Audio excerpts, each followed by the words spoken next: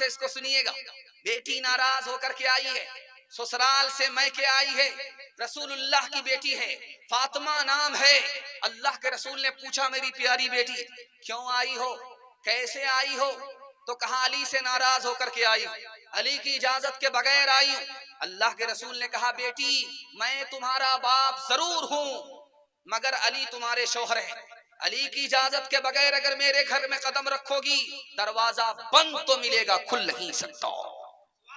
बेटी शौहर को नाराज मत करना, शौहर नाराज हो जाए माफी मांग लेना। अगर तुमने शौहर को नाराज किया, माफी नहीं मांगी, तुम्हारा इंतकाल हो गया, बेटी मैं जिंदा रहा, मैं तुम्हारी नमाजे जनाजा पढ़ूंगा भी नहीं, पढ़ाऊंगा भी नहीं। बेटी और माँ दोनों एक मजलिस में, बेटी की वही उम्र है, माँ की वही उम्र है, बराबर है। आप कहेंगे माँ बेटी दोनों की उम्र बराबर कैसे हो सकती है? सौतेली माँ है, सौतेली बेटी, सौतेली माँ है, सौतेली बेटी है, लेकिन सौतेला सलूक नहीं है, सहेली जैसा सलूक है। बेटी दिल की बात माँ से कह देती है, माँ दिल की बात बेटी से कह देती है। बेटी का नाम फातिमा है, माँ का नाम आयशा है, दोनों एक मजलिस में, बेटी मुस्कुरा रही है। तो माँ ने कहा बेटी बेमौका क्यों मुस्कुरा रही हो, क्यों हंस रही हो? का ख्याल आया। का क्या ख्याल आया?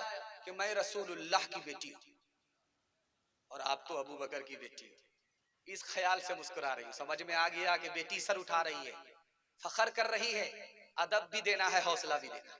का बेटी तुमने सच कहा, उसी नबी के सदके में हमें इस्लाम मिला, उसी नबी के सदके में हमें कुरान मिला, लेकिन बेटी मुझे भी हंसी आ रही है।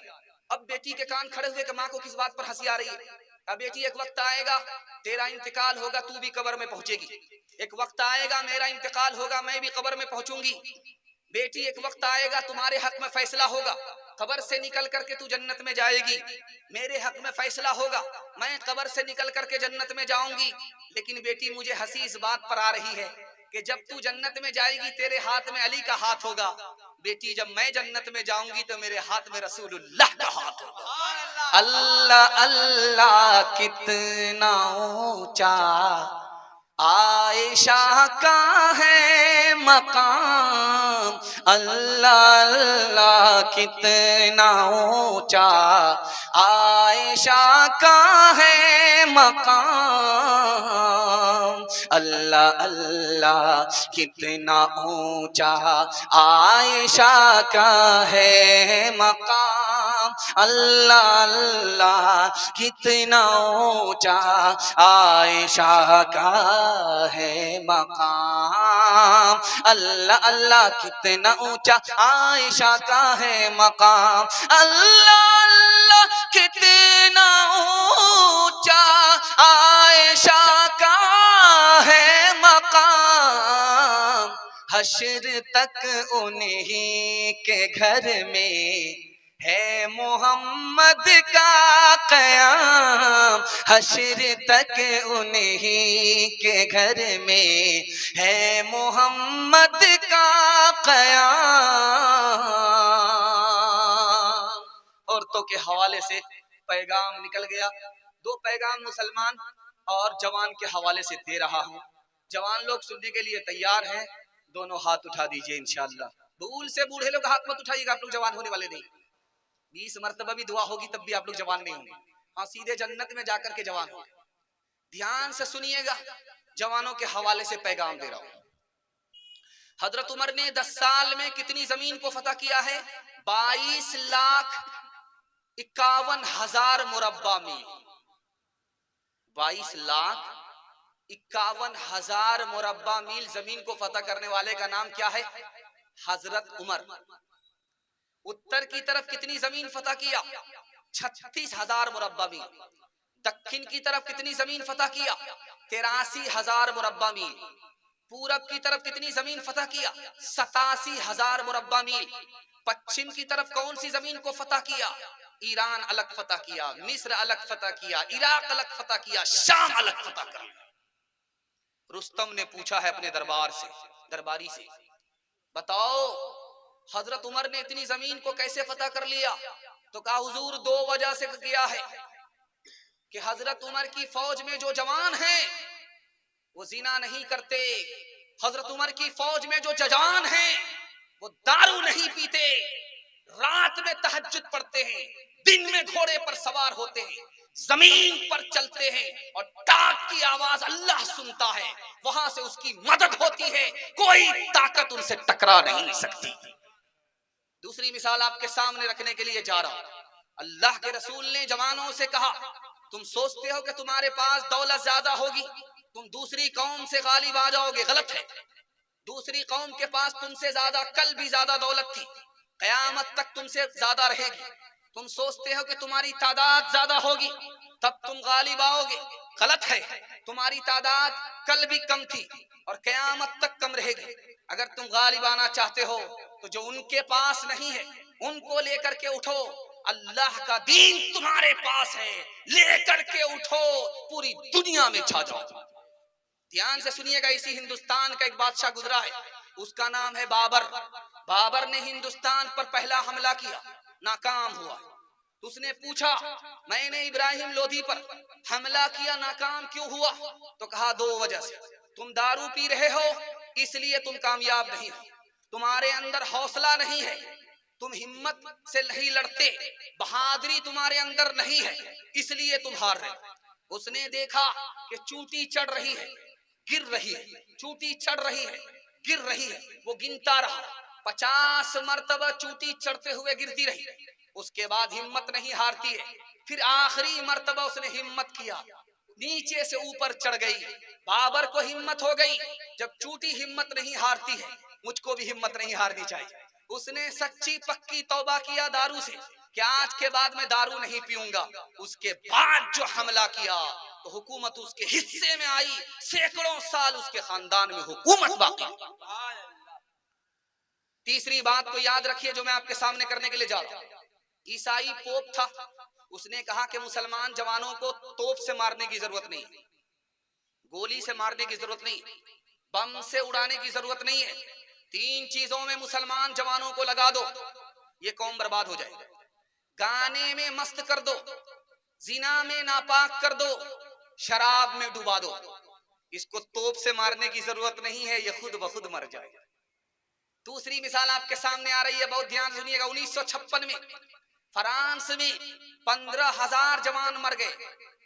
डॉक्टर ने बताया दारू पीने की वजह से ये 15,000 की तादाद में जवान मर गए। 1977 के अंदर अमेरिका के अंदर 3,87,00,000 जवानों का इलाज हुआ। बीमार थे तो सबसे ज्यादा जो बीमार जवान बीमार हुए, इलाज हुआ शराब पीने की वजह से। तीसरी बात आपके सामने रखने के लिए जा रहा हूं, आखिर हमारा जवान दारू क्यों पीता है? दारू हराम है फिर भी क्यों पीता है? मैं राज बता रहा हूं। बाप दादा को देखा पीते हुए इसलिए पी रहा है, बाप दादा की मीरास उठाए हुआ है। बाप को देखा पियक्कड़ था, सोचा बाप का रिकॉर्ड तोड़ेंगे। दादा को देखा कि वो भी एक नंबर का पियक्कड़ था, सोचा कि दादा का रिकॉर्ड तोड़ देंगे। दादा ने वजीर आजम को अपने बाप का साला बनाया और बाप ने वजीर आजम को अपने बाप का साला बनाया। ये सोचा कि पूरे हिंदुस्तान को हम अपने बाप का साला बनाए। बाप की मीरास को उठा रहा है, बाप को देखा दारू पीते हुए खुद पी रहा है। दूसरी वजह क्यों दारू पी रहा है, माहौल गलत हो गया। तबलीग में आया था, दारू छोड़ दिया, तबलीग से जैसे निकला शैतान ने उसको निकाल दिया, दारू पिला करके यहां से निकाल दिया। तीसरी वजह मैं आपके सामने रखने के लिए जा रहा हूं, काम करते करते थक गया, सोचा कि दारू पिएंगे थकावट दूर हो जाएगी। चौथी वजह दारू क्यों पीता है कि सुकून नहीं मिल रहा है जिंदगी में, इसलिए दारू पी रहा है। आखिरी वजह कि खुद तन्हा दारू नहीं पीता था, गलत लोगों से सोहबत हो गई, दोस्ती हो गई, उसके नतीजे में दारू पी रहा। जानते हैं दारू इस ख्याल से पी रहा था मुझको सुकून मिलेगा, जब नशा उतर गया अब सुकून नहीं रहा, बेचैन हो गया, वक्त से पहले बूढ़ा हो गया। तंदुरुस्त था बीमार हो गया, लाखपति था खाकपति हो गया। और जवानी में मौत आई, किस तरह आई आपको सुनकर के हैरत होगी। जब उसको सुकून नहीं मिला तो ट्रेन की पटरी से कट गया, फांसी के फंदे से लटक गया, दीन अलग बर्बाद हुआ, दुनिया अलग तबाह। हाथ जोड़ करके मैं अपने जवानों से एक वादा लेना चाहता हूं।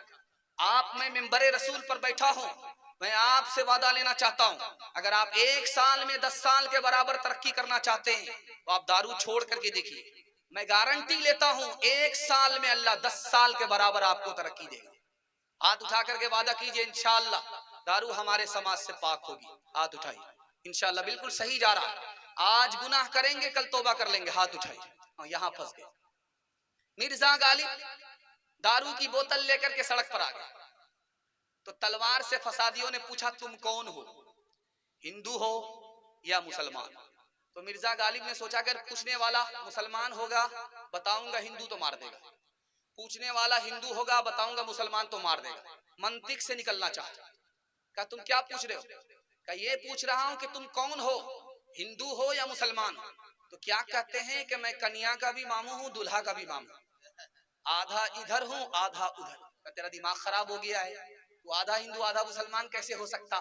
तो मिर्जा गालिब ने कहा कि मैं सुअर खाता नहीं शराब पीता हूं, इसलिए 50-50 हूं, मुकम्मल नहीं।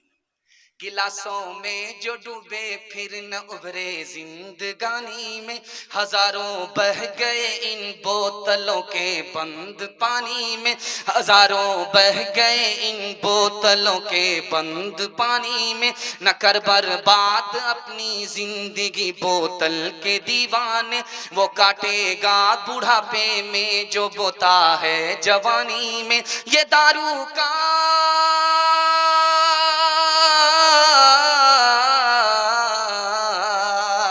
ये दारू का पियाला मौत का कड़वा पियाला है।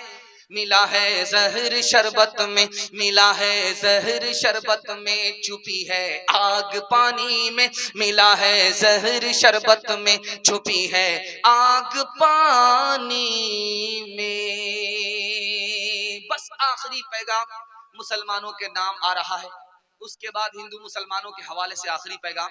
10 से 15 मिनट में आपका जलसा मुकम्मल होने जा रहा है। आप लोग थक गए हैं तो दोनों हाथ उठा दीजिए।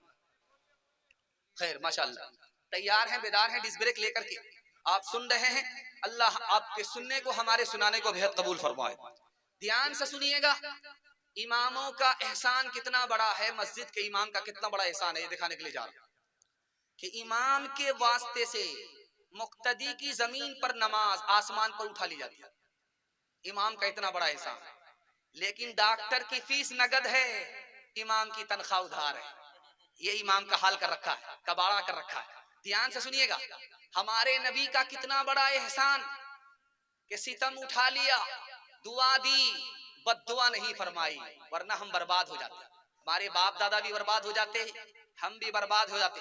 बर्बादी से हमारे नबी ने हमें बचाया, लेकिन उस नबी के साथ हमारी नाकदरी का हाल सुनाने के लिए जा रहा हूं। तुर्की की एक मस्जिद में दाढ़ी रखी भी रहती है, पगड़ी रखी भी रहती है, और ये जुब्बा रखा हुआ रहता है, कोट पतलून में इमाम, बिल्कुल चेहरा फुटबॉल का मैदान। वो आता है नमाज पढ़ाने के लिए, वो जो दाढ़ी रखी हुई रहती है उसको लगाता है, जुब्बा पहनता है, पगड़ी डालता है। नबी की सुन्नत का जनाजा मुसलमान अगर उठाए तो अल्लाह इस दुनिया में उसको हौसला नहीं दे सकता। तीसरी बात आपके सामने रखने के लिए जा रहा हूं, अल्लाह का कितना बड़ा एहसान कि उसने हमें पैदा किया और हर सांस पर वो अपनी नेमत हमें नवाज रहा है। लेकिन उस खुदा के साथ हमारा सुलूक जानते हैं क्या है? मुसलमान का बच्चा तरबूज खा रहा है, रमजान के महीने में पूछने वाले ने पूछा अरे तुम तरबूज क्यों खा रहे हो? रोजा का महीना रमजान है। वो बच्चा कहता मैं स्कूल में पढ़ता हूँ, मुझे मास्टर साहब ने जनवरी फरवरी तो बताया है, मैं रमजान शाबान जानता नहीं। दादा के साथ पोता आया, दादा अंदर गए, पोता मस्जिद के बाहर खड़ा रह गया। इमाम साहब ने उस बच्चे से पूछा कि तू बालिग है, 12 साल से ज्यादा की तुम्हारी उम्र है, तुम्हारे दादा ने मस्जिद में नमाज पढ़ी, तुम मस्जिद के दरवाजे पर खड़े क्यों रहे? उस बच्चे का जवाब सुनिए कि मेरे दादा ने मेरी मकतब में तालीम नहीं दिलाई, मदरसे की तालीम हमारी नहीं है, हमने स्कूल में पढ़ा, मुझे तो खुदा के बारे ही में शक है, मैं खुदा के लिए क्या नमाज पढ़ूंगा। चौथा नमूना आपकी खिदमत में लेकर के आ रहा हूं, बहुत ध्यान से सुनिएगा। जानते हैं 1861 में कितना कुरान जला है इस हिंदुस्तान में? अंग्रेज ने कितना जलाया है? 3 लाख कुरान के नुस्खे को अंग्रेज ने जला डाला। जब ये कुरान जला है तब हमारा ईमान बाकी रहा है, इस्लाम बाकी रहा है। कुरान का इतना बड़ा एहसान लेकिन कुरान के साथ हमारा सलूक, मुसलमान मास्टर बच्चे के बाप को बुला करके कहता है तुम्हारा बच्चा 2 साल से स्कूल में नहीं आ रहा है, बात क्या है?